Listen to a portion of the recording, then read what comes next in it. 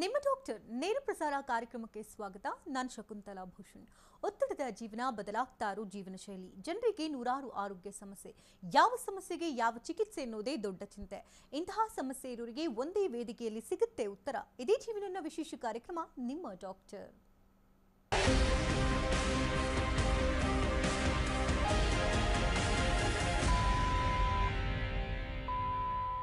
ಆಧುನಿಕ ಜೀವನ ಶೈಲಿಯ ಶಾಪದಿಂದ ತಾರುಣ್ಯದಲ್ಲಿಯೇ ಮಾರಕ ಕಾಯಿಲೆಗಳಿಗೆ ಜನರು ತುತ್ತಾಗ್ತಿದ್ದಾರೆ.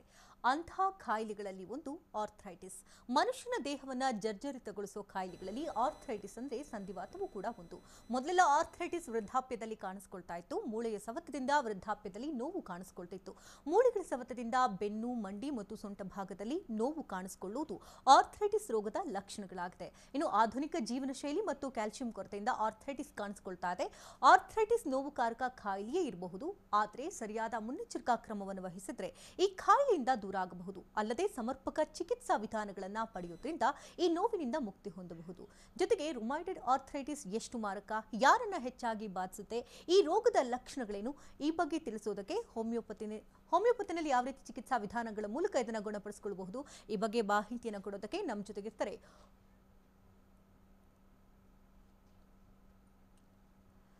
ಇನ್ನು ಇದೇ ಸಂದರ್ಭದಲ್ಲಿ ನಾವು ಗಮನಿಸ್ತಾ ಇದ್ವಿ, ಕೊರೋನಾ ಸಂಕಷ್ಟದ ಕಾಲ ಆಗಿರೋದ್ರಿಂದ ಸಾಕಷ್ಟು ಜನ ಇಮ್ಯೂನ್ ಪವರ್ ಅನ್ನ ಬಿಲ್ಡ್ ಮಾಡಿಕೊಳ್ಬೇಕು, ರೋಗ ನಿರೋಧಕ ಶಕ್ತಿಯನ್ನು ಹೆಚ್ಚಿಸಿಕೊಳ್ಬೇಕು ಅಂತ ಹೊಡೆದಾಡ್ತಿದ್ದಾರೆ.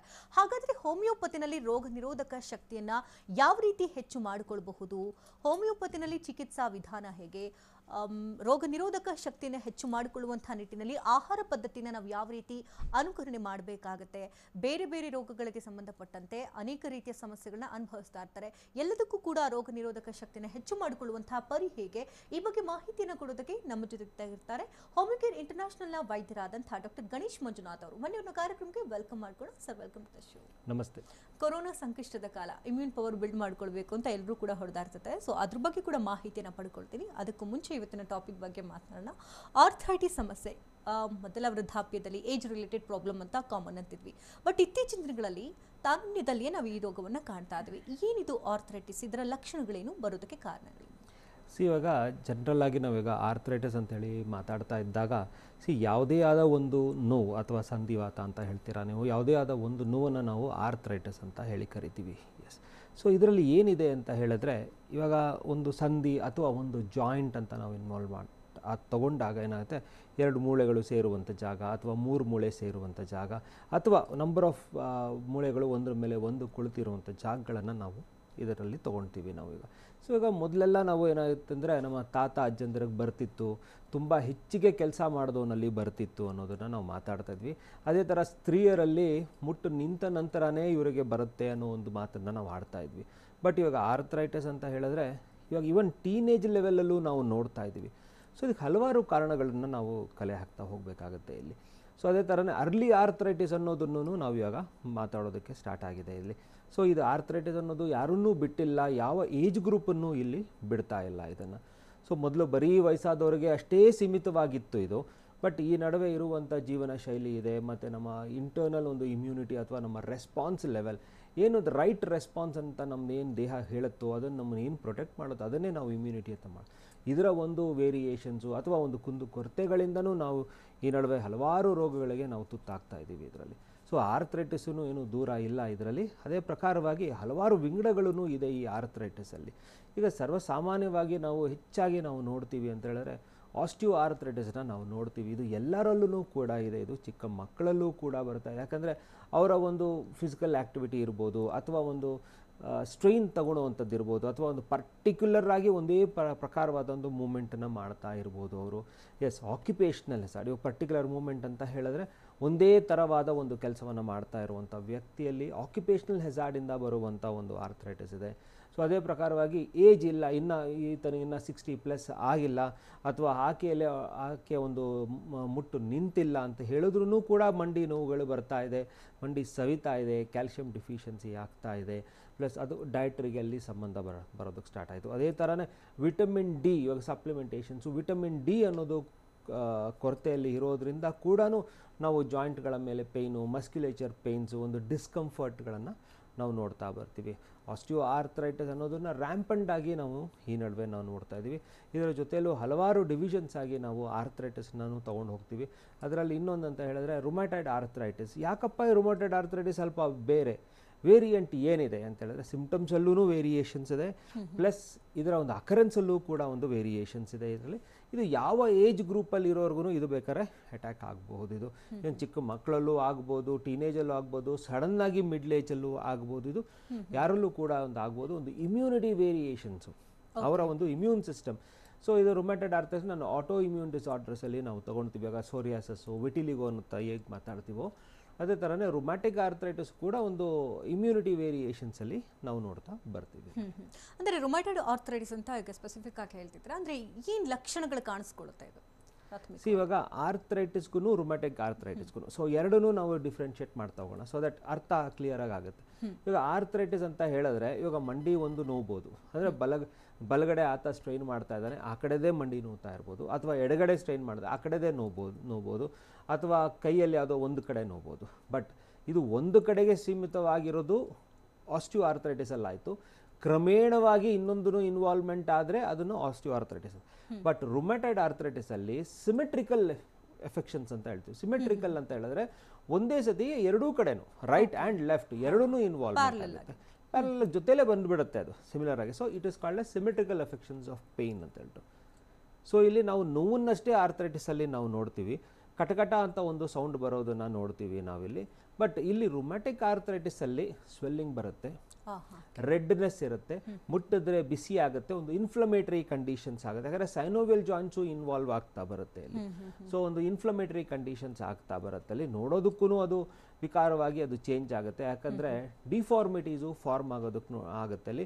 ಏನಂದರೆ ನೀವು ನೋಡಿರ್ಬೋದು ಎಷ್ಟೋ ಜನಕ್ಕೆ ಒಂದು ಗಂಟುಗಳ ಥರ ಅವರ ಕೈ ಬೆರಳುಗಳಲ್ಲಾಗಿರುತ್ತೆ, ಆಮೇಲಿಂದ ಅದು ಶೇಪ್ ಚೇಂಜ್ ಆಗಿರುತ್ತೆ. ಅಂದರೆ ಅದು ಒಂಥರ ಅವರ ನಾರ್ಮಲ್ ಅನಾಟಮಿಕಲ್ ಕಂಡೀಷನ್ಸಿಂದ ವೇರಿ ಆಗ್ತಾ ಬರುತ್ತೆ, ಡಿಫಾರ್ಮ್ಡ್ ಆಗ್ತಾ ಇರುತ್ತೆ. ಅದರ ನೀವು ಮಂಡಿಗಳ ಮೇಲೆ ಗಂಟುಗಳನ್ನು ನೀವು ನೋಡ್ತಾ ಬರ್ತೀರಾ ನೀವು. ಸೊ ಇದು ನೋಡೋದಕ್ಕೂ ಚೇಂಜಸ್ ಇದೆ, ಇದು ಪೇಯ್ನ್ ಸಫರಿಂಗಲ್ಲೂ ವೇರಿಯೇಷನ್ಸ್ ಇದೆ ಇದರಲ್ಲಿ. ಸೊ ಇದರ ಅಕರೆನ್ಸಲ್ಲೂ ಚೇಂಜಸ್ ಇದೆ, ಯಾಕಂದರೆ ಇಲ್ಲಿ ಒಂದು ಹಿಸ್ಟ್ರಿ ಅಂತ ತೊಗೊಂಡು ಬರ್ತೀವಿ ನಾವಿಲ್ಲಿ. ಸೊ ಏಜ್ ಆಗಿದೆ ಅಥವಾ ಒಂದೇ ಪರ್ಟಿಕ್ಯುಲರ್ ಮೂಮೆಂಟು ಅಥವಾ ಒಂದು ಮೆನ್ಸ್ಟ್ರುಯೇಷನ್ ನಿಂತಿದೆ ಅಂತ ಹೇಳ್ಬಿಟ್ಟು. ಬಟ್ ರುಮ್ಯಾಟಾಯ್ಡ್ ಆರ್ಥ್ರೈಟಿಸಲ್ಲಿ any time it but suddenly occur due to some any stimulus, ಒಂದು ಮನಸ್ಸಿನ ಒಂದು ವ್ಯತ್ಯಾಸ ಆಗ್ಬೋದು, ಇಲ್ಲ ಸಡನ್ನಾಗಿ ಒಂದು ಲೈಫ್ ಸ್ಟೈಲ್ ಚೇಂಜ್ ಆಗ್ಬೋದು, ಅಥವಾ ಬೇರೆ ಏನಾದರೂ ಒಂದು ಮೆಡಿಕೇಷನ್ಸಲ್ಲಿದ್ದು ಕೂಡ ಒಂದು ವೇರಿಯೇಷನ್ ಆಗಿ ಕೂಡ ಬರುವಂಥ ಸಾಧ್ಯತೆ ಇದೆ. ಪ್ಲಸ್ ಇವನ್ ಇದು ಹೆರಿಡಿಟ್ರಿ ಆಗಿ ಕೂಡ ಬರುವಂಥದ್ದು ಸಾಧ್ಯತೆಗಳು ಹೆಚ್ಚಾಗಿದೆ. ಸುಮಾರು 60% ಅಷ್ಟು ನಾವು ಹೆರಿಡಿಟ್ರಿ ಆಗಿ ಬರುತ್ತೆ ಅಂತೇಳಿ ಹೇಳ್ತೀವಿ. ಓಕೆ, ಈಗ ಪ್ರಾಥಮಿಕವಾಗಿ ಅಂದರೆ ಬಂದ ತಕ್ಷಣ ರೋಗ ಲಕ್ಷಣಗಳ ಬಗ್ಗೆ ನೀವು ಹೇಳ್ತಾ ಇದ್ರೆ ತುಂಬ ಜನ ಅಬ್ಸರ್ವ್ ಮಾಡ್ತಿರ್ತಾರೆ, ಇದೇ ಇರ್ಬೋದಾ ರುಮ್ಯಾಟಾಯ್ಡ್ ಆರ್ಥ್ರೈಟಿಸ್ ಅಂದರೆ ಏನಾದರೂ ಟೆಸ್ಟ್ಗಳನ್ನ ಮಾಡಿಸಿ ಕನ್ಫರ್ಮ್ ಮಾಡ್ಕೊಳ್ಬಹುದಾ? ಎಸ್, ಯಾಕೆ ಟೆಸ್ಟ್ಗಳನ್ನು ಮಾಡಬೇಕು ಅನ್ನೋದು ತುಂಬ ಇಂಪಾರ್ಟೆಂಟ್ ಆಗುತ್ತೆ ಇಲ್ಲಿ. ಇವಾಗ ರುಮ್ಯಾಟಾಯ್ಡ್ ಆರ್ಥ್ರೈಟಿಸಲ್ಲೂ ಕೂಡ ಒಂದು ವೇರಿಯೇಷನ್ ಬರುತ್ತೆ ಅಲ್ಲಿ, that is called as seronegative ಅಂತ ಹೇಳ್ಬಿಟ್ಟು. ಈಗ rheumatoid confirmations and whether it is seronegative or it is only osteoarthritis. So ಈಗ ನಾವು ಇದಕ್ಕೆ ಸ್ವಲ್ಪ ಬ್ಲಡ್ ಟೆಸ್ಟ್ಗಳನ್ನು ನಾವು ಇನ್ವಾಲ್ವ್ಮೆಂಟಿಗೆ ಹೇಳ್ತೀವಿ ನಾವು. So general blood test ESR ನಾವು ನೋಡಬೇಕು, ಕಂಪ್ಲೀಟ್ ಬ್ಲಡ್ ಟೆಸ್ಟ್ ಅಂತ ಹೇಳ್ತೀವಿ. ಪ್ಲಸ್ ಅದರಲ್ಲಿ ESR ನೋಡಬೇಕು, ಸಿ ರಿಯಾಕ್ಟಿನ್ ಪ್ರೋಟೀನ್ಸನ್ನು ನಾವು ನೋಡಬೇಕು, RA ಫ್ಯಾಕ್ಟರ್ನ ನೋಡಬೇಕು, ನಾವು ANA ಟೈಡರ್ಗಳನ್ನು ನೋಡಬೇಕು, ASLOಗಳನ್ನು ನೋಡಬೇಕು. ಪ್ಲಸ್ ಇದ್ರ ಜೊತೆಲಿ ಸ್ವಲ್ಪ ಯೂರಿಕ್ ಆ್ಯಸಿಡ್ಗಳನ್ನು ನಾವು ನೋಡ್ತೀವಿ, ಯಾಕಂದರೆ ಇನ್ನೊಬ್ಬ ಇದ್ದಾನೆ ಗೌಟಿ ಆರ್ಥ್ರೈಟಿಸ್ ಅಂತ ಹೇಳ್ಬಿಟ್ಟು, ದಟ್ ಇಸ್ ಮೆಟಬಾಲಿಕ್ ಆರ್ಥ್ರೈಟಿಸಲ್ಲಿ ಬರ್ತಾನಾತ. ಸೊ ಆತನಿಂದ ಏನಾದ್ರು ತೊಂದರೆ ಇದೆಯಾ ಅಂತ ಹೇಳ್ಬಿಟ್ಟು ಅದನ್ನು ನಾವು ನೋಡ್ತೀವಿ. ಸೊ ಇವಾಗ ಇಲ್ಲಿ ನಾನೇನು ಹೇಳಿದೆ ಅಂದರೆ 4 ವೇರಿಯೇಷನ್ಸ್ ಕೊಟ್ಟೆ ನಾನಿಲ್ಲಿ. ಸೊ ಈಗ ಆರ್ಥ್ರೈಟಿಸಲ್ಲಿ ಕ್ಯಾಲ್ಶಿಯಂ ಕಡಿಮೆ ಆಗಿದೆ, ಏಜ್ ರಿಲೇಟೆಡ್ ಇದೆ ಅಂತ ಹೇಳಿದ್ರೆ ಆ ಕ್ಯಾಲ್ಶಿಯಂ ಡಿಫಿಷಿಯನ್ಸಿ ಅಥವಾ ವಿಟಮಿನ್ ಡಿ ಡಿಫಿಷಿಯನ್ಸಿಯಲ್ಲಿ ಈ ಥರ ಆಸ್ಟಿಯೋ ಆರ್ಥ್ರೈಟಿಸ್ನ ಕನ್ಫರ್ಮ್ ಮಾಡ್ತೀವಿ ನಾವು. ಸೊ ಅದೇ ಥರ ರುಮ್ಯಾಟಾಯ್ಡ್ ಆರ್ಥ್ರೈಟಿಸಲ್ಲಿ RA factor and along other factors are all high ಅಂತ ಹೇಳಿದಾಗ ಈಸ್ ಗಾಟ್ ರುಮ್ಯಾಟಿಕ್ ಆರ್ಥ್ರೈಟಿಸಲ್ಲಿ. ಬಟ್ ರುಮ್ಯಾಟಿಕ್ ಆರ್ಥ್ರೈಟಿಸ್ ನಾರ್ಮಲ್ ಇದ್ದು ಬೇರೆ ಫ್ಯಾಕ್ಟರ್ಗಳು ಸಿ ರಿಯಾಕ್ಟಿವ್ ಪ್ರೋಟೀನು ANAಗಳು ಜಾಸ್ತಿ ಇರ್ಬೋದು, there is seronegative arthritis ಅಂತ ಹೇಳ್ತೀವಿ ನಾವಿಲ್ಲಿ. ಸೊ ಇದು ಎಲ್ಲ ನಾರ್ಮಲ್ ಆಗಿದೆ, ಎಲ್ಲೋ ಸ್ವಲ್ಪ ESR ಸ್ವಲ್ಪ ಜಾಸ್ತಿ ಇದೆ, ಯೂರಿಕ್ ಆ್ಯಸಿಡ್ ಹೆಚ್ಚಿಗಿದೆ ಅಂತ ಹೇಳಿದಾಗ ಈ suffering with gouty arthritis. So ಇಲ್ಲಿ ನಾವು ಒಂದು ಬ್ಲಡ್ ಟೆಸ್ಟನ್ನು ಮಾಡಿದಾಗ ಸಂಪೂರ್ಣವಾಗಿ ನಾವು ತಿಳ್ಕೊಳ್ಬೇಕಾಗತ್ತೆ. ಸೊ ಆ ಪೇಷಂಟ್ಗೂ ತಿಳಿದು ಬರುತ್ತೆ, ಎಸ್ ನಾನು ಇದೇ ಥರ ಒಂದು ತೊಂದರೆಯಲ್ಲಿ ನಾನು ಇದ್ದೀನಿ, ಇದೇ ಥರ ತೊಂದರೆಯಲ್ಲಿ ಬಳಲ್ತಾ ಇದೆ, ನಾನು ಇದಕ್ಕೆ ಪ್ರಕಾರವಾಗಿನ ಒಂದು ಟ್ರೀಟ್ಮೆಂಟ್ನ ಹೋಗಬೇಕು ಅಂತ ಹೇಳ್ತೀವಿ. ಓಕೆ, ತುಂಬ ಜನ ಏನು ಮಾಡ್ತಾರೆ ಅಂದರೆ ಈಗ ಇನ್ಫ್ಲಮೇಷನ್ ಕಾಣಿಸ್ಕೊಂಡ ನಂತರ ಅಂದರೆ ಉರಿಯೂತ ಆ ರೀತಿ ಕಾಣಿಸ್ಕೊಂಡ ನಂತರ ಅಥವಾ ಕೆಂಪಗ ರೆಡ್ನೆಸ್ ಎಕ್ಸ್ಟರ್ನಲ್ ಅಪ್ಲಿಕೇಶನ್ ಜಾಸ್ತಿ ಯೂಸ್ ಮಾಡೋಕ್ಕೆ ಹೋಗ್ತಾರೆ, ಅಥವಾ ಸ್ಪ್ರೇಗಳನ್ನ ನೋಡಿದ್ರೆ ಇದು ಹೋಗ್ಬಿಡುತ್ತೆ, ಅಥವಾ ಆ ಸಮಯದಲ್ಲಿ ಸ್ವಲ್ಪ ನೋವು ಕಡಿಮೆ ಆಗ್ಬೋದು. ಬಟ್ ಇಂಟರ್ನಲ್ಲಿ ನೋಡೋದು ತುಂಬ ಇಂಪಾರ್ಟೆಂಟ್ ಆಗುತ್ತೆ. ಇದು ಯಾವ ರೀತಿ ನಾವು ಮೇಂಟೈನ್ ಮಾಡಬೇಕಾಗುತ್ತೆ ಹೇಗೆ? ಸಿ, ಇವಾಗ ಒಂದು ಇಂಜುರಿ ತೊಗೊಳೋಣಂತೆ. ಇವಾಗ ಯಾವುದೋ ಒಂದು ರೋಡ್ ಟ್ರಾಫಿಕ್ ಆಕ್ಸಿಡೆಂಟ್ ಆಯಿತು, ಅಥವಾ ಎಲ್ಲೋ ಸ್ಪೋರ್ಟ್ಸ್ ಇಂಜುರಿ ಆಯಿತು, ಅಥವಾ ಬಿದ್ದ. ಸೊ ಜಾಯಿಂಟ್ ಇನ್ವಾಲ್ವ್ಮೆಂಟಿಗೆ ಒಂದು ಜಾಯಿಂಟನ್ನು ಹೋಲ್ಡ್ ಮಾಡೋದಕ್ಕೆ cartilages, ligaments and supportive musculature is very important ಆಗುತ್ತೆ. ಸೊ ಆ ಜಾಗಗಳಿಗೆ ಏಟು ಬಿದ್ದಿದೆಯಾ, ಓಕೆ, ನಿಮ್ಮ ಸ್ಪ್ರೇ ಆಗ್ಬೋದು, ಎಕ್ಸ್ಟರ್ನಲ್ ಆಯಿಲ್ ಆಗ್ಬೋದು, ಮಸಾಜ್ ಆಗ್ಬೋದು, ಎಸ್ ನಿಮ್ಮ ಒಂದು ಥರ್ಮಲ್ ಮಸಾಜ್ಗಳೆಲ್ಲ ಆಗ್ಬೋದು, ಮ್ಯಾಗ್ನೆಟೈಸಿಂಗ್ ಅಂತ ಹೇಳ್ತೀವಿ, ಅದನ್ನು ಮಾಡ್ಕೊಳ್ಬೋದು ನೀವಲ್ಲಿ. ಬಟ್ ನೀವು ಅದನ್ನು ಮಾಡಿಕೊಂಡು it is not reducing, it is not coming to the normal ಫ್ಲೋರಾಫೋನಾ, ನೀವು ರೆಗ್ಯುಲರ್ ಆಗಿ ಮಾಡುವಂಥ ಕೆಲಸಗಳನ್ನು ನೀವು ಮಾಡೋಕ್ಕಾಗ್ತಾ ಇಲ್ಲ, ಲೋ ಹಿಂಡರೆನ್ಸ್ ಇದೆ ಅಂತ ಹೇಳಿದಾಗ, yes there the identification starts that you are suffering with an other condition. So it is not only ಈಗ ಮಸಾಜ್ ಮಾಡಿದೆ ಕಡಿಮೆ ಆಯಿತು, ಏನೋ ಮಸಲ್ ಸ್ಟ್ರೈನ್ ಇತ್ತು, ಇಲ್ಲ ಏನೋ ಆಯಿತು, ಅದು ಟೋನಿಂಗ್ ಆಗಬೇಕಾಯಿತು, ಓಕೆ ಇಟ್ಸ್ ಡನ್. ಬಟ್ ಅದೆಲ್ಲ ಮಾಡಿದ್ರೂ ಆಗ್ತಾ ಇಲ್ಲ ಅಂದರೆ there is something underline. So rheumatic arthritis ಇರ್ಬೋದು, ಅಥವಾ ಗೌಟಿ ಆರ್ಥರೈಟಿಸ್ ಇರ್ಬೋದು, ಅಥವಾ ತೀರಾ ಆಗಿ ಸೌದಿದೆ ಮೂಳೆಗಳು ಅಂತ ಹೇಳಿದಾಗ, ಆ ಎರಡು ಮೂಳೆಗಳು ಅಪ್ಪಳಿಸ್ತಾ ಇದೆ ಅಂತ ಹೇಳಿದಾಗ, yes it is osteoarthritis ಅಂತ ಹೇಳಿ ಕೂಡ ಹೇಳ್ಬೋದು. ಓಕೆ, ಆಗಲೇ ಮಾತನಾಡ್ತಾ ಇದ್ವಿ ರುಮಟೈಡ್ ಆರ್ಥರೈಟಿಸ್ ಬಗ್ಗೆ. ಕಾಂಪ್ಲಿಕೇಶನ್ಸ್ ಏನೇನಿದೆ, ಜೊತೆಗೆ ಇದಕ್ಕೆ ಟ್ರೀಟ್ಮೆಂಟ್ ಹೇಗೆ? ಸಿ, ಇವಾಗ ಕಾಂಪ್ಲಿಕೇಶನ್ಸ್ ಅಂತ ಹೇಳಿದ್ರೆ ರುಮಟೈಡ್ ಆರ್ಥರೈಟಿಸಲ್ಲಿ ಫಸ್ಟ್ ಒಂದು ಭಯ ಇಸ್ ದಿ ಫಸ್ಟ್ ಲೆವೆಲ್ ಅಂತ ಹೇಳ್ತೀವಿ ನಾವಲ್ಲಿ. ಸೊ ಇದರ ಒಂದು spread is to all the joints ಆಗ್ತಾ ಹೋಗುತ್ತೆ, ಸೈನೋವಿಯಲ್ ಜಾಯಿಂಟ್ಸಲ್ಲಿ ಎಲ್ಲ ಕಡೆನೂ ಸ್ಪ್ರೆಡ್ ಆಗ್ತಾ ಹೋಗುತ್ತೆ. ಡಿಫಾರ್ಮಿಟಿ ಈಸ್ ಅ ಕಾಂಪ್ಲಿಕೇಶನ್ ಆಗುತ್ತೆ. ಆ ಒಂದು ಪೇಯ್ನ್ ಸಫರಿಂಗಲ್ಲಿ ತುಂಬ ಎಕ್ಸೆಸ್ ಆಗಿ ಅವರು ಕಷ್ಟಪಡ್ತಾ ಇರ್ತಾರೆ. ಇದರಲ್ಲೊಂದು ವಿಶೇಷವಾಗಿ ಒಂದು ಸಫರಿಂಗ್ ಒಂದು ಇರುತ್ತೆ, ಏನಂದರೆ ಆ ಒಂದು ಪರ್ಸನ್ ಆನ್ ಟ್ರೀಟ್ಮೆಂಟ್ ಇದು ನಾರ್ಮಲಿ ಕ್ಲಿನಿಕಲ್ ಸೈಡಲ್ಲಿ ಎಷ್ಟೋ ಜನರಿಗೆ ಅನುಭವಿಸಿರ್ತಾರೆ. ಅದನ್ನು ಡಾಕ್ಟರ್ ಮೆಡಿಸನ್ ಕೊಡ್ತಾ ಇರ್ತಾರೆ, ಚೆನ್ನಾಗಿ ಕಮ್ಮಿ ಆಗಿರುತ್ತೆ, ಸಡನ್ನಾಗಿ ಹೈಕ್ ಆಗಿಬಿಡುತ್ತೆ. ಸೊ ಜ್ವರ, ನೋವು ಎಲ್ಲ ಬರೋದಕ್ಕೆ ಸ್ಟಾರ್ಟ್ ಆಗುತ್ತೆ ಅಲ್ಲಿ. ಸೊ ಅವಾಗ ಏನಾಗುತ್ತೆ, ಡಾಕ್ಟರ್ ನೀವು ಮೆಡಿಸಿನ್ ಕೊಡ್ತಾಯಿದ್ರೆ ಹೋದ ತಿಂಗಳಲ್ಲಿ ಚೆನ್ನಾಯಿತು, ಈ ತಿಂಗಳಲ್ಲಿ ಹಿಂಗಾಯಿತು ಅನ್ನೋದು, ಈ ಒಂದು ವೇರಿಯೇಷನ್ಸು ನಾವು ರುಮ್ಯಾಟಿಕ್ ಆರ್ಥರೈಟಿಸಲ್ಲಿ ಮಾತ್ರ ನೋಡ್ತಾ ಬರ್ತೀವಿ. ಸೊ ಇವಾಗ ಹೋಮಿಯೋಕೆರಲ್ ಟ್ರೀಟ್ಮೆಂಟಿಗೆ ಇದಕ್ಕೆ ಯಾಕೆ ಇದನ್ನು ಟ್ರೀಟ್ಮೆಂಟಿಗೆ ಇಲ್ಲಿ ಸೇರಿಸ್ತೀನಿ ಅಂದರೆ, ಟ್ರೀಟ್ಮೆಂಟ್ ಇಲ್ಲಿ ಸ್ಟಾರ್ಟ್ ಆದಾಗ ಈ ಎಪಿಸೋಡ್ಸ್ ಏನಿದೆ, ಸಡನ್ ಸ್ಪೈಕ್ ಅಪ್ ಎಪಿಸೋಡ್ಸ್ ಏನಿದೆ, ಅದು ಡೈಲ್ಯೂಟ್ ಆಗ್ತಾ ಬರುತ್ತೆ, ಅದರ ಒಂದು ಪಿರಮಿಡ್ ಕಮ್ಮಿ ಆಗ್ತಾ ಬರುತ್ತೆ, ಇಂಟೆನ್ಸಿಟಿನೂ ಕಡಿಮೆ ಆಗ್ತಾ ಬರುತ್ತೆ, ಅಕರೆನ್ಸ್ ಡ್ಯೂರೇಷನ್ಸೂ ಕಡಿಮೆ ಆಗ್ತಾ ಬರುತ್ತೆ, ಆ ಎಪಿಸೋಡ್ಸೂ ಕಡಿಮೆ ಆಗ್ತಾ ಬರುತ್ತೆ. ಸೊ ದಿಸ್ ಇಸ್ ವಾಟ್ ಇಲ್ಲಿ ಹೋಮಿಯೋಕೆರಲ್ ಮಾಡುವಂಥ ಟ್ರೀಟ್ಮೆಂಟಲ್ಲಿ ನೀವು ಅನುಭವಿಸ್ತಾ ಹೋಗ್ತೀರಾ. ಅಂದರೆ ದ ಇಂಪಾರ್ಟೆನ್ಸ್ ಅದು ಬೆಸ್ಟ್ ಒನ್ ಇಲ್ಲಿ ನಾವು ನೋಡ್ತೀರಾ ಇಲ್ಲಿ. ಸೊ ಕಾಂಪ್ಲಿಕೇಶನ್ಸ್ಗೆ ಪುನಃ ಬಂದಾಗ ಬರೀ ಡಿಫಾರ್ಮಿಟೀಸ್ ಒಂದೇ ಅಲ್ಲ, ನಿಮ್ಮ ಕಣ್ಣುಗಳಿಗೆ ಎಫೆಕ್ಟ್ ಆಗುತ್ತೆ, ಅದು ನಿಮ್ಮ ಲಂಗ್ಸ್ಗೆ, ಹಾರ್ಟಿಗೆ. ನಾರ್ಮಲಿ ರುಮ್ಯಾಟಿಕ್ ಆರ್ಥರೈಟಿಸ್ ಅಂತ ಹೇಳಿದಾಗನೇ ಎಲ್ಲರಿಗೂ ಭಯ ಬರೋದು, ಹಾರ್ಟಿಗೂ ಕೂಡ ಇನ್ವಾಲ್ವ್ಮೆಂಟ್ ಇದೆ ಇದರಲ್ಲಿ ಅಂತ ಹೇಳಿಬಿಟ್ಟು. ಸೊ ಅದರಿಂದ ಹಾರ್ಟ್ಗೂ ಆಗುತ್ತೆ ತೊಂದರೆಯಲ್ಲಿ, ನಿಮ್ಮ ಲಂಗ್ಸು, ಕಿಡ್ನಿ, ಕಣ್ಣುಗಳಿಗೂ ವೇರಿಯೇಷನ್ ಆಗುತ್ತೆ. ಸೊ ತೀರಾ ನಿಮ್ಮ ದೇಹದಲ್ಲಿರುವಂಥ ಎಲ್ಲ ವೈಟಲ್ ಆರ್ಗನ್ಸ್ ಕೂಡ ಒಂದು ತೊಂದರೆಗೆ ಒಳಗಾಗುತ್ತೆ. ಸೊ ಅದಕ್ಕಿಂತ ಕಾಂಪ್ಲಿಕೇಶನ್ಸು ಬೇರೆ ಯಾವುದೂ ಬೇಕಾಗಿಲ್ಲ ಅಂದ್ಕೊಳ್ತೀವಿ. ಆಮೇಲೆ ನಿಮ್ಮನ್ನು ಕ್ರಿಪಲ್ ಮಾಡಿಬಿಡುತ್ತೆ ಇದು, ಅಂದರೆ ಡಿಫಾರ್ಮಿಟಿ ತಂದು ನಿಮ್ಮ ಒಂದು ದಿನನಿತ್ಯದ ಕೆಲಸದಲ್ಲಿ ಇದು ಅಡಚಣೆ ಅಲ್ಲ, ನೀವು ಕೆಲಸನೇ ಮಾಡೋಕ್ಕಾಗದೇ ಇರುವಂಥ ಸ್ಥಿತಿನ ಇದು ತಂದು ಕೊಡುತ್ತೆ. ಎಷ್ಟೋ ಸತಿ ನಾವು ನೋಡ್ತೀವಿ, ಡಾಕ್ಟ್ರೆ ನನಗೆ ನೋವಿಲ್ಲ, ಬಟ್ ನಾನೇನು ಬೆರಳನ್ನು ಓಪನ್ ಮಾಡೋಕ್ಕಾಗಲ್ಲ, ಒಂದು ತುತ್ತು ಅನ್ನ ತಿನ್ನೋಕ್ಕಾಗಲ್ಲ ಅಂತ ಹೇಳ್ತಾರೆ. ಯಾಕಂದರೆ ನೋವನ್ನು ಮಾತ್ರ ಕಡಿತಾ ಬಂದಿರ್ತಾರೆ ಪೇಯ್ನ್ ಕಿಲ್ಲರ್ಗಳಲ್ಲಿ ಕೊಟ್ಟು. ಸೊ ಇದನ್ನೆಲ್ಲನೂ ಕೈಯೆಲ್ಲ ಹೋಗಿರುತ್ತೆ ಅಲ್ಲಿ. So this is the worst thing what happens with rheumatic arthritis. So ಅದರಿಂದ ಒಂದು ಆಟೋ ಇಮ್ಯೂನ್ ಡಿಸಾರ್ಡ್ರಲ್ಲಿ ಇರುವಂಥದ್ರಲ್ಲಿ ಇದ್ದಾಗ ನಾವು ಆ ಪೇಷಂಟ್ನ ಎಲ್ಲ ಡೀಟೇಲ್ಗಳನ್ನು ತೊಗೊಂಡು ಕಾನ್ಸ್ಟಿಟ್ಯೂಷನ್ ಥೆರಪಿ ಅಂತೇಳಿ ಹೋದಾಗಲೇ ಅವರಲ್ಲಿ ಒಂದು ಬೆಟರ್ಮೆಂಟ್ಗಳನ್ನು ನಾವು ನೋಡ್ತಾ ಬರ್ತೀವಿ. ಈಗ ರುಮ್ಯಾಟೈಡ್ ಆರ್ಥರೈಟಿಸ್ನಲ್ಲಿ ನಾವು ಗಮನಿಸೋದಾದರೆ ನೀವು ಹೇಳ್ತಿದ್ರೆ ಆಟೋ ಇಮ್ಯೂನ್ ಡಿಸೀಸ್ ಅಂತ ಹೇಳ್ತಾ ಇದ್ರಿ. ಇಮ್ಯೂನ್ ಪವರ್ ಸ್ಟ್ರಾಂಗ್ ಆಗಿದ್ರೆ ಯಾವುದೇ ರೋಗಗಳು ನಮ್ಮನ್ನು ಬಾಧಿಸದೇ ಇರೋ ಹಾಗೆ ನಾವು ನೋಡ್ಕೊಳ್ಬಹುದು. ಈ ಇಮ್ಯೂನ್ ಪವರ್ನ ನಾವು ಬಿಲ್ಡ್ ಮಾಡ್ಕೊಳ್ಳೋದು ಹೇಗೆ? ಜೊತೆಗೆ ಕೊರೋನಾ ಸಂಕಷ್ಟದ ಕಾಲ, ಕೊರೋನಾ ಕೂಡ ಅವಕರಿಸ್ಕೊಳ್ಬಾರ್ದು, ಯಾವುದೇ ರೋಗಗಳು ನಮ್ಮನ್ನು ಬಾಧಿಸಬಾರ್ದು ಅಂದರೆ ರೋಗ ನಿರೋಧಕ ಶಕ್ತಿಯನ್ನು ಹೆಚ್ಚಿಸಿಕೊಳ್ಳುವ ನಿಟ್ಟಿನಲ್ಲಿ ಹೋಮಿಯೋಪತಿ ಯಾವ ರೀತಿ ಸಹಕಾರಿಯಾಗಿದೆ? ಇವಾಗ ಇಮ್ಯುನಿಟಿ ಅಂದರೆ ಏನು? ನಮ್ಮ ದೇಹದಲ್ಲಿ ಎಲ್ಲರಲ್ಲೂ ಒಂದು ಚೈತನ್ಯ ಶಕ್ತಿ ಅಂತೇಳಿ ಇದ್ದೇ ಇದೆ. So the right response to any stimuli, ಅಂದರೆ ನಮ್ಮ ಬಾಡಿ ಅಂಡರ್ಸ್ಟ್ಯಾಂಡ್ ಮಾಡಿಕೊಂಡು ರೆಸ್ಪಾಂಡ್ ಮಾಡ್ತಾ ಹೋಗುತ್ತೆ. ಸೊ ಅದೆಲ್ಲಾದ್ರೂ ಬ್ಲೈಂಡ್ ಆದಾಗ ಅದರ ರೆಸ್ಪಾನ್ಸು ಕಡಿಮೆ ಆಗ್ತಾ ಹೋಗುತ್ತೆ. ಸೊ ನಮ್ಮ ದೇಹದಲ್ಲಿ ಒಂದು ಇಮ್ಯುನಿಟಿ ಅನ್ನೋದು, ಒಂದು ಚೈತನ್ಯ ಶಕ್ತಿ, ಒಂದು ರೆಸ್ಪಾನ್ಸ್ ಲೆವೆಲ್ ಅನ್ನೋದು ತುಂಬ ಇಂಪಾರ್ಟೆಂಟ್ ಇರುತ್ತೆ ಅದು. ಸೊ ಇವಾಗ ನಾವಿಲ್ಲಿ ಹೋಮಿಯೋಕೇರಲ್ಲಿ ಏನನ್ನು ನಾವು ಅಬ್ಸರ್ವ್ ಮಾಡ್ತೀವಿ ಅಂದರೆ, ಹಲವಾರು ಪೇಷಂಟ್ಸ್ಗಳಲ್ಲಿ ನಾವು ನೋಡಿರೋದೇನೆಂದರೆ, ಇವಾಗ ನಾವು ಆಟೋ ಇಮ್ಯೂನ್ ಡಿಸಾರ್ಡರ್ ಅಂತ ನಾವು ರೊಮ್ಯಾಟಿಕ್ ಮಾತಾಡ್ತೀವಿ, ನಾವು ಮೆಟಬಾಲಿಕ್ ಡಿಸಾರ್ಡ್ರಲ್ಲಿ ಡಯಾಬಿಟಿಸ್ ಅಂತ ಮಾತಾಡ್ತೀವಿ, ನಾವು ಒಂದು ಹಾರ್ಮೋನಲ್ಲಿ ನಾವು ಥೈರಾಯ್ಡನ್ನು ಮಾತಾಡ್ತೀವಿ ನಾವು. ಸೊ ಸ್ಕಿನ್ ಪ್ರಾಬ್ಲಮ್ಸಲ್ಲಿ ಈಗೇನು ಆಟೋ ಇಮ್ಯೂನಲ್ಲಿ ಸೋರಿಯಾಸಿಸನ್ನು ನೋಡ್ತೀವಿ ನಾವು, ಅಥವಾ ಒಂದು ಸ್ಪೈಕ್ಡ್ ಅಪ್ ಕಂಡೀಷನ್ಸು ಇರಲಿರುತ್ತೆ, ಒಂದೊಂದರಲ್ಲಿ ಡಿಫ್ಲೆಕ್ಟೆಡ್ ಕಂಡೀಷನ್ಸು ಕೂಡ ಇರುತ್ತೆ. ಸೊ ಇಮ್ಯೂನ್ ಸಪ್ರೆಸ್ಡ್ ಕಂಡೀಷನ್ಸ್ ಅಲ್ಲಿ ನೋಡ್ತಾ ಇರ್ತೀವಿ ನಾವು, ಎಲಿವೇಟೆಡ್ ಕಂಡೀಷನ್ಸು. ಸೊ ಎರಡೂ ತಪ್ಪೇನೆ, ಸಪ್ರೆಷನ್ನು ತಪ್ಪೇನೆ, ಎಲಿವೇಷನ್ನು ತಪ್ಪೇನೆ. ಒಂದು ನಾರ್ಮಲ್ ಫ್ಲೋರಾಫೋನದಲ್ಲಿ ಅದು ಹೋಗ್ತಾ ಇರಬೇಕು, ಅದೊಂದು ಇಮ್ಯುನಿಟಿ ಬ್ಯಾಲೆನ್ಸಲ್ಲಿ ಇರಬೇಕು. ಸೊ ಇದಕ್ಕೆ ಈ ತಕ್ಷಣವೇ ಇದನ್ನು ರೀಬೂಸ್ಟ್ ಮಾಡುವಂಥದ್ದು ಇರೋದಿಲ್ಲ. ಯಾಕಂದರೆ ನಾವು ಊಟ ತಿಂಡಿಯಲ್ಲೂ ನಾವು ಇದನ್ನು ಅಳವಡಿಸ್ಕೊಳ್ಬೇಕಾಗತ್ತೆ, ವ್ಯಾಯಾಮ ಮಾಡಬೇಕಾಗತ್ತೆ, ಆದಷ್ಟು ಬ್ರೀದಿಂಗ್ ಎಕ್ಸಸೈಸು. ಏನಂದರೆ ನಾವು ಸೆಡೆಂಟ್ರಿ ಲೈಫ್ ಸ್ಟೈಲನ್ನು ನಾವು ಬಿಡಬೇಕಾಗುತ್ತೆ. ಸ್ವಲ್ಪ ನಮ್ಮನ್ನು ನಾವೇ ದಂಡಿಸ್ಕೊಂಡ್ರೆ ಸ್ವಲ್ಪ ವಾಮ್ತ್ ಬಾಡಿಯಲ್ಲಿ ಜನ್ರೇಟ್ ಆಗುತ್ತೆ. ಟೈಮ್ಲಿ ಕರೆಕ್ಟಾಗಿ ನಾವು ಸ್ಥಿಮಿತವಾಗಿ ನಾವು ಮೊದಲಿಂದಾನೂ ಚಿಕ್ಕ ಜನ್ರೇಷನ್ಸಿಂದನೂ ಕೂಡ ಊಟ ಮಾಡ್ಕೊಂಡು ಬಂದಿರೋದನ್ನೆಲ್ಲ ಇದೆ. We are having a complete meal. So ಅದೇನಾಗಿದೆ, ಈ ನಡುವೆ ಅದು ಡಿಫ್ಲೆಕ್ಟ್ ಆಗ್ತಾ ಬರ್ತದೆ. ದೊಡ್ಡ ಕ್ಯಾರಿಯರ್ ಬದಲಿಗೆ ಚಿಕ್ಕ ಕ್ಯಾರಿಯರ್ಗೆ ಉಳಿದಿದ್ದೀವಿ ನಾವು. ಸೊ ಅದನ್ನು ಆದಷ್ಟು ನಮಗೆ ಏನು ಬೇಕು, ಮೊದಲೇನು ತಿನ್ನುತ್ತಾ ಇದ್ದೀವಿ ಅದನ್ನು ಕರೆಕ್ಟಾಗಿ ತಿಂದರೆ, ಸೊ ಬ್ಯಾಲೆನ್ಸ್ ಡಯಟ್ ಏನು ಬೇರೆ ಏನು ಅಡ್ವೈಸ್ ಮಾಡೋದು ಬೇಕಾಗಿಲ್ಲ. ಇಲ್ಲಿ ಕರೆಕ್ಟಾಗಿ ಮನೇಲಿ ಇರೋದನ್ನು ತಿನ್ನಿ, ಅಥವಾ ಸೆಲೆಕ್ಟಿವ್ ಫುಡ್ಸನ್ನು ನನಗೆ ಇದೊಂದೇ ಇಷ್ಟ, ನಾನು ಇದೊಂದೇ ತಿಂತೀನಿ ಅನ್ನೋದು ತಪ್ಪು. ಸೊ ಎಲ್ಲದನ್ನೂ ಸೀಮಿತವಾಗಿ ತಿನ್ನಬೇಕಾಗತ್ತೆ ಅಲ್ಲಿ. ಸೊ ಅಂಡರ್ ಟ್ರೀಟ್ಮೆಂಟಲ್ಲಿ ಮೆಡಿಕೇಷನ್ಸಲ್ಲಿ ಏನಂದರೆ, ನಿಮ್ಮಲ್ಲಿ ಇರುವಂಥ ಲೋಪಗಳನ್ನು ಅಂಡರ್ಸ್ಟ್ಯಾಂಡ್ ಮಾಡಿಕೊಂಡು, ನಿಮ್ಮಲ್ಲಿರುವಂಥ ತೊಂದರೆಗಳನ್ನು ಅರ್ಥ ಮಾಡಿಕೊಂಡು, ಅದಕ್ಕೊಂದು ಕಾನ್ಸ್ಟಿಟ್ಯೂಷನ್ ಥೆರಪಿ ಪ್ಲಸ್ ಅಲ್ಲಿ ಇಮ್ಯುನಿಟಿನ ಬೂಸ್ಟಪ್ ಮಾಡುವಂಥ ಒಂದು ಮೆಡಿಕೇಷನ್ಸ್ಗಳನ್ನು ಹಾಕ್ಕೊಂಡು ಹೋಗೋದನ್ನು ನಾವು ಹೋಮಿಯೋ ಕೇರಲ್ಲಿ ಪ್ರಾಕ್ಟೀಸ್ ಮಾಡ್ತಾ ಇದ್ದೀವಿ. So it helps you in building your present immunity to the future levels.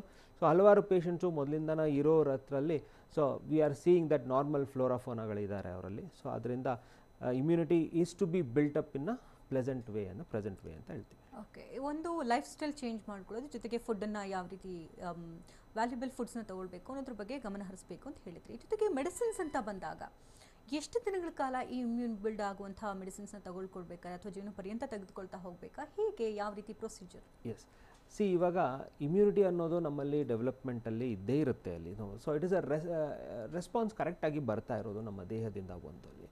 So ಇದಕ್ಕೆ ಯಾವಾಗಲೂ ಮೆಡಿಸನಲ್ಲೇ ಇರಬೇಕು ಅನ್ನೋದಿಲ್ಲ, ಸಪ್ಲಿಮೆಂಟ್ಸಲ್ಲೇ ಇರಬೇಕು ಅನ್ನೋದಿಲ್ಲ.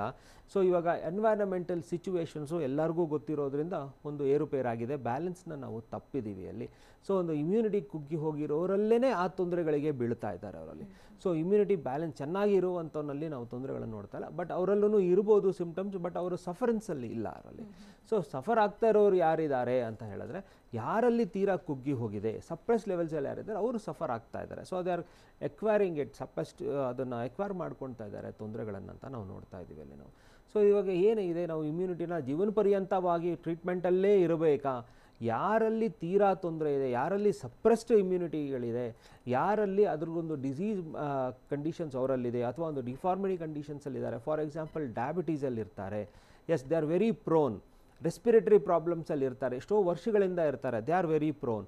ಒಂದು ಇವಾಗ ಹಾರ್ಮೋನ್ ವೇರಿಯೇಷನ್ಸಲ್ಲಿ ಇರ್ತಾರೆ, ಥೈರಾಯ್ಡ್ ಒಂದು small example, yes they are very prone. ಇವಾಗ ರುಮ್ಯಾಟಿಕ್ ಆರ್ಥರೈಟಿಸ್ ಅಂತ ಹೇಳ್ತೀವಿ, ಅಲ್ಲೂ ಇಮ್ಯುನಿಟಿ ಸ್ಪೈಕ್ಡ್ ಅಪ್ ಇದೆ. ಸೋರಿಯಾಸಿಸ್ ಕಂಪ್ಲೇಂಟ್ಸಲ್ಲಿ ಇರ್ತಾರೆ, ಯಾರಲ್ಲೂ ಒಂದು ಇಮ್ಯುನಿಟಿ ಇಂಬ್ಯಾಲೆನ್ಸ್ನಲ್ಲಿದೆ, ಆತನಿಗೆ ಸ್ವಲ್ಪ ದೀರ್ಘಕಾಲವಾದ ಒಂದು ಮೆಡಿಕೇಷನ್ಸ್ನ ಬೇಕು ಅಂತ ಹೇಳ್ತೀವಿ.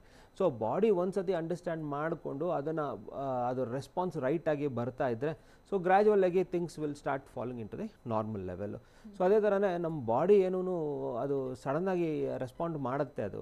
So it does not hydel, ಸುಮ್ಮನೆ ಕೂತ್ಕೊಳೋದಿಲ್ಲ ಅದು. ಯಾಕಂದರೆ ನಾವು ನೋಡ್ತೀವಿ ಹರ್ಡ್ ಇಮ್ಯುನಿಟಿ ಅಂತ ಕೇಳಿರ್ತೀವಿ ನಾವು. ಹಲವಾರು ಜನರಲ್ಲಿ ಒಂದು ತೊಂದರೆ ಬಂದರೆ ಅವರ ಬಾಡಿ ಒಂದು ಆ್ಯಕ್ಟಿವಿಟಿಯಲ್ಲೇ ದೇ ಸ್ಟಾರ್ಟ್ ರೆಸ್ಪಾಂಡಿಂಗ್ ಎಗೇನ್ಸ್ಟ್. ಅದನ್ನು ತಡೆಯೋದಕ್ಕೊಂದು 100 ಜನ ಸೇರಿದ್ರೆ ತಡಿಬೋದು ಅಂತ ಹೇಳ್ತೀವಲ್ಲ. ಸೊ ಹರ್ಡ್ ಅಂದರೆ ಅದೇ ಥರ ಒಂದೊಂದು ಗುಂಪು, ಅದರಲ್ಲಿ ಒಂದು ಇಮ್ಯುನಿಟಿ ಚೇಂಜಸಲ್ಲಿ ತಡೀತಾ ಹೋಗುತ್ತೆ ಅದು.